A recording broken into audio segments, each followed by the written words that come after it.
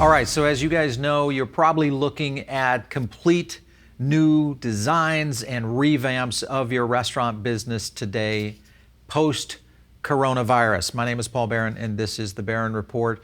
And really, what we're going to be diving into today is how restaurant design is going to be moving forward. So, with me today, I've got Steven Starr, who is with Starr Design, a great restaurant designer. Steve, welcome to the show, man. Thank you. Glad to be here.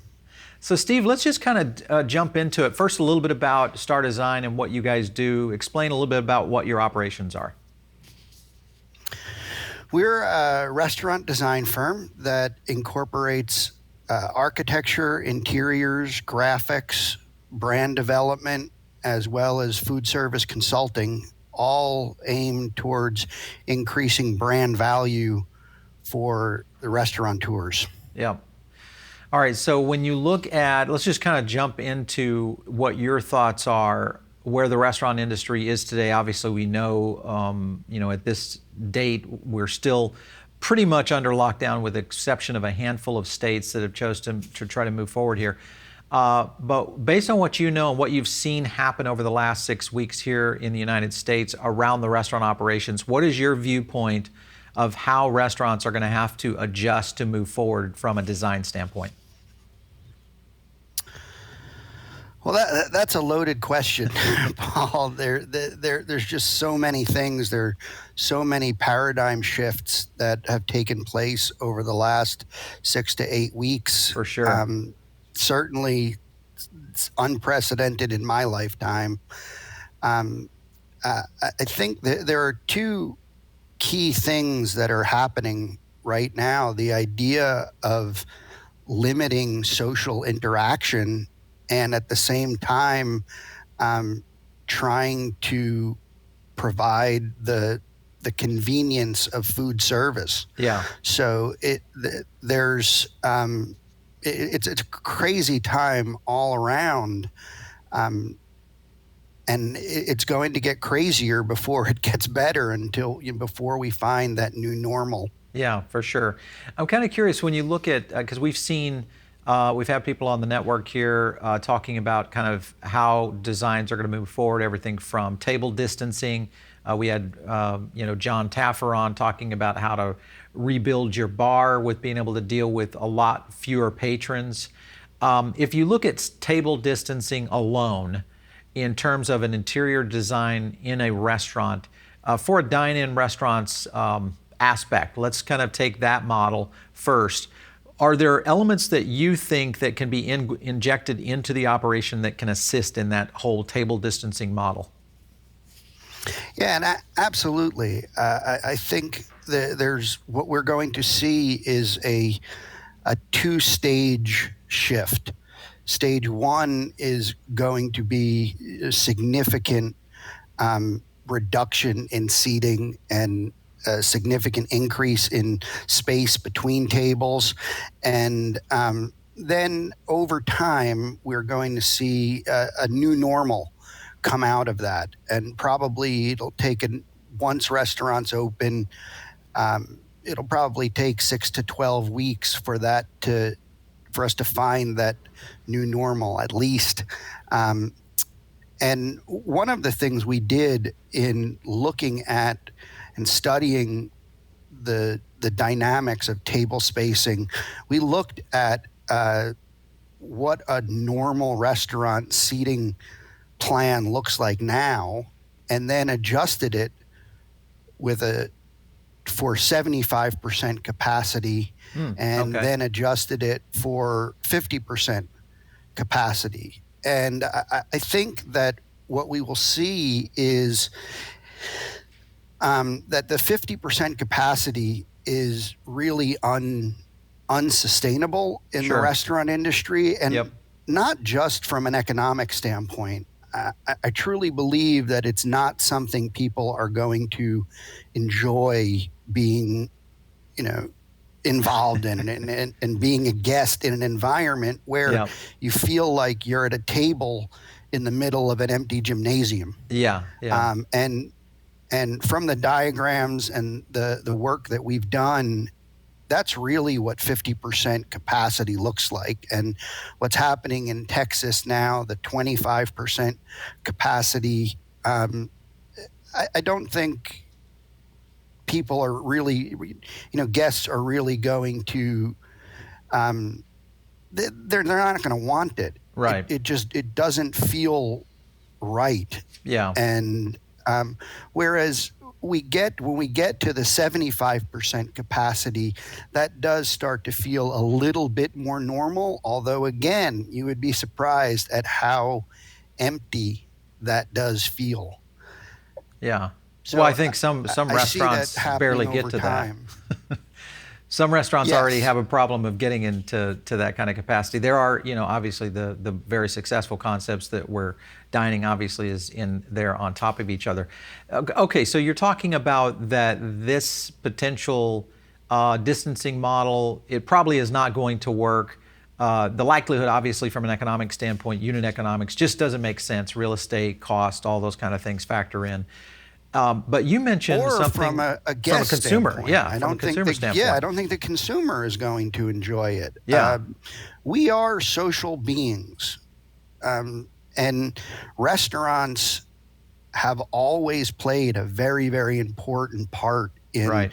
the socialization of every society. I mean, in all throughout history, the first building that gets built in every community has been a place of worship. Yeah, The second building that gets built is the inn, tavern, or restaurant. yep, So this is an important part of our society, and it's an important part of who we are as people. And I don't see that going away. for sure. Um, it- I think that, yeah, absolutely, 100%. The question is going to be how long before we get to that point. I want to talk to you a little bit about some of the elements that you guys work on in terms of takeout, catering, delivery. You do a lot on packaging. What are you seeing? Do you think we're going to have to kind of just accept it as operators that, maybe 70, maybe even as much as 80% of our business is going to be going out the front door or out the back door, depending on how your operation is set up? What are your thoughts on that? Again, I think that it's going to happen in stages. The first stage, which I think will last probably around 12 weeks, Okay. yeah, the majority of business will still be takeout, and there's luckily a lot of really good technology out there and technology that's being developed that allows for a much better takeout experience. And restaurants, whether it be fast casual or casual dining, are going to really have to embrace that takeout is going to play a higher percentage of their business going forward. And Yeah, again, for sure. in that, what I'm referring to as phase one, it probably is going to be upwards of 50, 60, 70%. And then as we move towards a new normal, I think we're going to swing back towards a good bit more dine in. And I just think there are going to be things that have some paradigms that are going to change, that are going to create a better, more frictionless experience that Yeah. still will allow that person to person connection and still will allow people to congregate. The idea of a micro social dining environment, one that is allows for a group of 4, 6, even 8 people to feel like they're in a social environment where there is interaction with each other and interaction with the restaurant, but at the same time there is a definite perceptual, even sometimes a physical separation, whether it's glass or acrylic or even decor elements that start to create really unique barriers or dividers between restaurants that are, or I'm sorry, tables that are side by side. And, the interesting thing that I've yet to see any data on is what happens if people are closer together, maybe a foot apart, but they're back to back. Right. So you don't have the spread of germs from sneezing or talking or any kind of bodily fluids. uh, but that would allow, again, a slightly higher density and the feeling that you are in what I'm calling this micro-social environment, and still allowing it to be safe. Right. Well, we have seen some early research on that that's come out from the CDC. It was a Chinese study of a restaurant floor plan that essentially kind of showed center tables surrounding it with kind of patient X that was infected, and what kind of impact that would have. So I think there is some research out there that is available on the CDC site that's talking about this. Now, whether or not it's accurate or would fit to an American restaurant design is questionable. I think obviously we're going to find out over time as patrons start to come back into the fold in terms of the retail side of it. Let's talk a little about some of the suggestions of how your company is working with companies to help kind of redesign this new normal. So whether it's interior design, structurally inside a restaurant, changing or shifting the dynamics of servers and ticket takers. Do we see the old model of kind of the old cafe where you get your check at the table, but you go and pay out at one location? What are you seeing in terms of things that would implement into the operations that would change our future here? Well, right now, Paul, we're looking at everything, at all of the things you mentioned, plus a whole litany of other issues that come up due to the pandemic. We're working very closely with a close friend of mine, Larry Reinstein, who's a great restaurant consultant and a longtime restaurant operator, on developing a playbook, if you will, on how the restaurants, certainly multi-unit restaurants, need to shift and pivot in the post-pandemic era. Right. Yeah. And we're looking at, again, the requirements coming down from various jurisdictions. We're looking at a lot of the guidelines coming out from the CDC and National Institute of Health, and also looking at consumer behavior. And that's, I think, the biggest one, is how consumer behavior is going to hit. Absolutely. So do you see contactless payment being, obviously contactless payment, but here's one feature I've always thought that for dine-in, and we've had some people on the show with the technology about ordering ahead and literally limiting the amount of time that you're spending in a restaurant, going from a 2-hour to 2.5-hour dining experience, maybe to a 1.5-hour dining experience. Obviously, that reduces risk because your proximity is there, and also the number of guest interactions that you might have with other patrons starts to change the dynamic there. What are your thoughts on that? Well, what you're talking about when you're talking about a 2.5-hour dining experience is really on the high end, the fine dining for sure category. And the two areas that I actually think are going to change the least or be affected the least are fine dining and QSR. The two ends of the spectrum. That interesting, because they're already set up, or better set up, for fewer patrons. They're set up for a higher level of service that already requires a significant level of staff and a significant labor model that of course is built into their overall pro forma, so that they can afford it.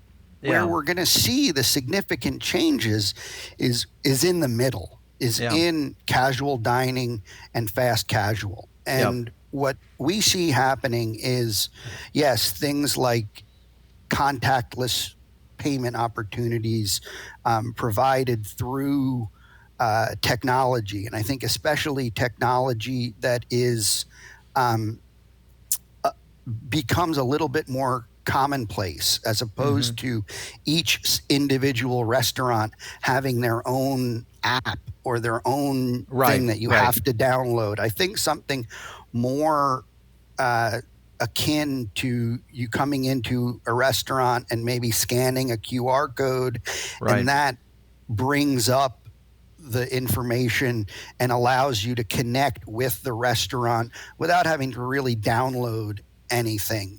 Yeah, And certainly in the first stage, the early stage of reopening, those things are going to be critical. The contactless payment, not having to touch menus and right. that get passed from person to person, either going to throwaway menus, or even better, again, you scanning Yep. QR code and the menu comes up Your on phone. your own device. Yeah. The And idea of, I'm sorry, go ahead. I'm just saying, I love that approach because I think that is definitely as you get into contactless payment, and also I think menus will be dead as we know it. At least for me, I can't imagine handling a menu that's been handled by someone else 15 minutes ago, regardless of the cleaning measures that they might take.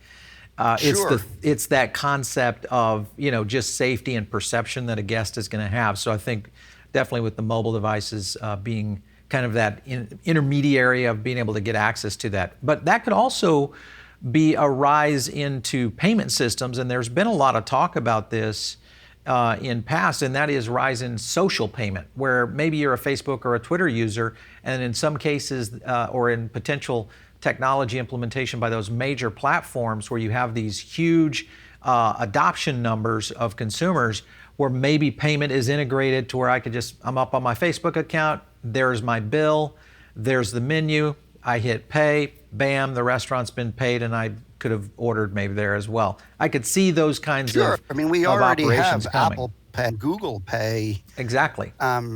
it already, and I think we're going to see a lot more adoption of those Yep. system wide, whether it's PayPal, Venmo, Google Pay, Apple Pay, all of those things that are already fairly common. The question is, how do you get the bill Sure. Yeah. to the transaction to the restaurant, and also have the opportunity to add the tip Yeah. into it? And I think that's going to be the key to it. So For sure. Back to the that's old one tip of jar. the things. Exactly. Well, maybe so. And then the other thing that we have to be mindful of is that in most jurisdictions, you can't have only cashless payment. That Right. you There's also laws. have to Yeah. There's provide. laws There's providing laws against that. Yep. So we're going to have to think through all of these items, and all of these different scenarios, as well as the idea of what does clean and healthy and safe mean Right. Right. to the consumer. I think the idea of the table being bussed and all the surfaces you touch being bussed and sanitized in some way, and that the fact that it has been sanitized and now it's ready for the next guest, that has to be clearly communicated to everyone. And I actually right now love the old idea of, and you might remember this, when a number of restaurants had white butcher paper on top of wood, or tablecloths, and when diners were done, they just folded Took it up, everything up, threw out it of here. away, Sure. wiped everything down, put new butcher paper down, and you knew the table was now ready for a new set of guests, and you weren't having to touch things over and over and over again. It was really, For sure. um, And I think that's a way that restaurants, it's an easy way that restaurants in the interim Yep. can go from a table that might not be perceived as clean, even when it is, sterilized even, Yeah. Yeah. to, adding some sort of covering that's appropriate and gives the perception of cleanliness. And I think Sure. that perception is going to be as important as the reality of cleanliness. For sure. And I think that's going to, and the same with just that whole trustworthiness of a restaurant. We had a chance to have, a guest on, and they kind of talked about that, whether or not you're trusting your restaurant and whether or not you would consider going to a secondary restaurant if you trusted them more. And that's going to be an interesting, factor for consumers. One last question here, and that is the operator itself. So you work with a lot of operators, independent, chain operators, et cetera. What are your thoughts on how they think this is going to go in the next 6 months? Have you gotten any feedback from your customers or from the market? I have, and they're falling into two groups. Those that are really trying to think through all of these different scenarios and try them out, test them, adapt, retest, and Yeah. they're using the required takeout only model or the Sure. limited seating, limited capacity models as an opportunity to test these various new functions. new functions, new ways of thinking, new ways of operating. And then there are a lot of clients right now that are saying, you know what, I'm not ready for that. Yeah. Interesting. So want, they're just going to run it the way they used to run it. No, definitely not. They're Okay. just saying, I don't want to be the guinea pig. I'm going to wait until, restaurants are allowed to open at 5% capacity. I'm going to go out and I'm going to study what everybody else is doing and then go and start to play with it, as opposed to those that have, that are thinking a little bit ahead. And, right. There's those two groups. And I honestly believe that the groups that are thinking ahead and are trying new things and are being a lot more open to experimenting at this stage, they're the ones that are going to really come out of this much better condition than those that are taking a wait and see attitude. I think the changes are going to be so profound that the more you can do and the more you can test and the sooner you can do it, the much better off you are going to be in the long run. Yeah, for sure. Steve, hey, it's been great having you on the show. Thank you so much for your insights today. I'm definitely going to stay in touch with you as things start to evolve. So I want to see maybe some great designs that you guys are doing. So thanks for stopping in. Thank you. All right, so for all of you that are watching or listening, if you're on the podcast channels, maybe you're over on Spotify or iTunes, make sure and just leave us a note. That's how we get your feedback. And also, if you have a great idea for a guest to be here on The Barron Report, shoot us an email to producer@foodabletv.com. You can always hit me up on Twitter @Paul Barron. This is The Barron Report. We'll catch you next time.